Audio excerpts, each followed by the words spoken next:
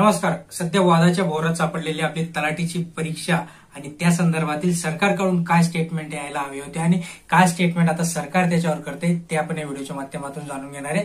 विद्यार्थ्यांच्या मनाशी, विद्यार्थ्यांच्या मानसिक छळ आता हे सरकार करू लागले असंच एका प्रकारचं स्टेटमेंट खूप काही लोकांनी आणि आपल्या स्वतःला असं जाणवायला लागले आता की सरकार याबाबत सिरियसनेस नाही. ज्या अर्थी सरकार सांगते की ज्यावेळेस फीचा हा विषय सुरू झाला होता 900 आणि 1000 रुपये, त्यावेळेस उपमुख्यमंत्री म्हणजेच देवेंद्र फडणवीस यांनी सांगितलं होतं की जे विद्यार्थी या भरती संदर्भात किंवा या भरतीसाठी सिरियसनेस असतील त्यांनीच इथे फॉर्म भरावा आणि म्हणून आम्ही त्यासाठी ही जी फी आहे ती 900 ते 1000 रुपये एवढी फी आम्ही घेतली. मग आता ज्या अर्थी विद्यार्थ्यांनी 900 ते 1000 रुपये एवढी सिरियसनेसनुसार फी भरली, मग सरकार एवढं सिरियसनेसनुसार का ही भरती कंडक्ट करत नाही असा सवाल आता याच्यामध्ये उपस्थित झालाय. ज्या अर्थी विद्यार्थ्यांचा रिझल्ट लावण्यात आला, ज्या अर्थी विद्यार्थी सेम परीक्षा आणि सेम कंपनी घेणारी, सेम परीक्षा घेणारी कंपनी जसे की टीसीएस एकाकडे वनरक्षकाचा निकाल जाहीर करते, एकाकडे तलाट्याचा जाहीर करते, तर ज्या विद्यार्थ्याला वनरक्षकामध्ये 54 मार्क्स आहेत आणि तोच विद्यार्थी 214 मार्क म्हणजे आउट ऑफ 200च्या ऐवजी 214 मार्क घेऊन पास होतोय. मग हे रॅकेट उघडकीस आलं आणि या संदर्भातील अजून कोणते पुरावे सरकारला पाहिजे, तर ते पुरावे सुद्धा आता विद्यार्थ्यांनी सरकारसमोर मांडलेत. जाहीर जे न्यूजपेपर आहेत त्या न्यूजपेपरमध्ये सगळ्या काही बातम्या आल्या होत्या. गणेश भुसिंगे नावाचा एक माणूस आहे, त्याने तो पेपर फोडला होता, जो तलाठीचा पेपर होता, तलाठीचा पेपर फोडला आणि सेम दुसरे जे सहकार विभाग वगैरे त्यांचे पण पेपर फोडण्यामध्ये हे सेम रॅकेट होतं.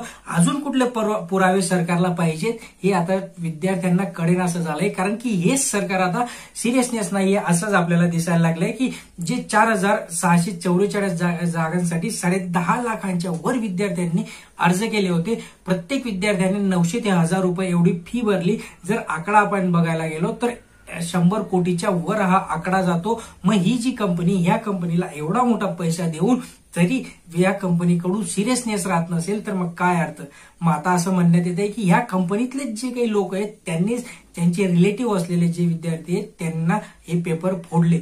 बट त्या संदर्भात जे सरकार आहे, सरकार अजून अॅग्री करायला तयार नाहीये की आमच्याकडून चुका झाल्या आहेत किंवा आमची जी सिस्टीम आहे त्या सिस्टीमला आम्ही न्याय देत नाहीये. आमच्याकडून जे पावलं उचलायला हवे होते ते पावलं अजून उचललेले नाहीत. एका अर्थी जर आपण डिजिटल इंडियाचा विचार करायला गेलो की एकीकडे आपले मोदी साहेब म्हणतात की डिजिटल इंडिया आणि त्याच डिजिटल इंडियाच्या स्वरूपात आता ही जी भरती होते डिजिटल भरती होते.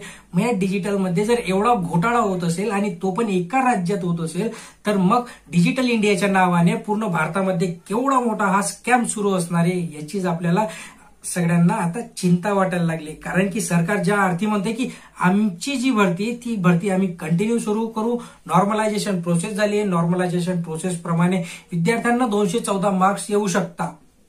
सगळ्यात महत्वाचा प्रश्न, विद्यार्थ्यांना सगळ्यात 214 मार्क्स येऊ शकतात असं छाती ठोकपणे सांगणारे आपले महसूल मंत्री.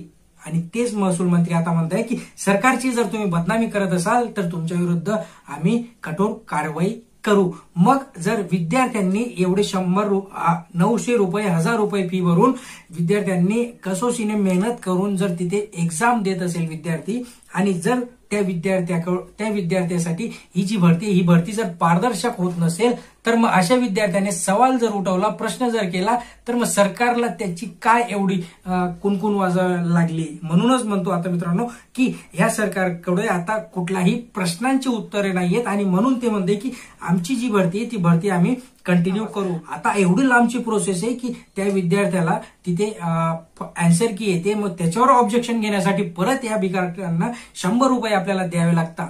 ओके, बघा, प्रत्येक प्रश्नाला 100 रुपये आपल्याला द्यावे लागतात आणि परत त्याच्यात जर असे 200 पैकी 214 मार्क्स येत असतील तर ही सगळ्यात महत्वाची घाणेरडी सिस्टीम आपल्या महाराष्ट्रात, ज्या महाराष्ट्राला आपण म्हणतो की प्रगत राज्य आणि त्या प्रगत राज्यात जर अशी गोष्ट घडत असेल तर मग जे सरकार आहे त्या सरकारवर ट्रिपल इंजिनचं सरकार, ज्या अर्थी तुम्ही म्हणताय ते ट्रिपल इंजिनच्या सरकारने साधा एक डब्बा सुद्धा ओढला जात नाहीये. घाणीला काढण्यासाठी सरकार अजून जर त्यांना सपोर्ट करत असेल, बघा जर आपण बघायला गेलं तर भारतामध्ये असे काही राज्य आहेत जसं की राजस्थान झालं, उत्तराखंड झालं, अशा राज्यांमध्ये जे काही पेपर फोडणारे विद्यार्थी असतात त्यांच्यासाठी खूप काही कडक असा कायदा आहे. त्या लोकांना 10 वर्षाची कारावासाची शिक्षा पण होते आणि खूप काही मोठी दंडाची रक्कम त्या लोकांकडूनही वसूल करण्यात येते, जेणेकरून असा गुन्हा कोणी करणार नाही, मग आपल्या महाराष्ट्रात असा का नाही?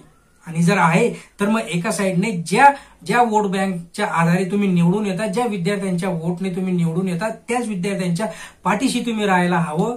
तर अशा विद्यार्थ्यांच्या पाठीशी आता सरकार का राहत नाही, हा सगळ्यात महत्वाचा प्रश्न मित्रांनो. असो पुढचा अजून त्यांच्याकडनं सरकारकडून काय येतं, कारण की हा लढा आता कंटिन्यू सुरू असणार आहे.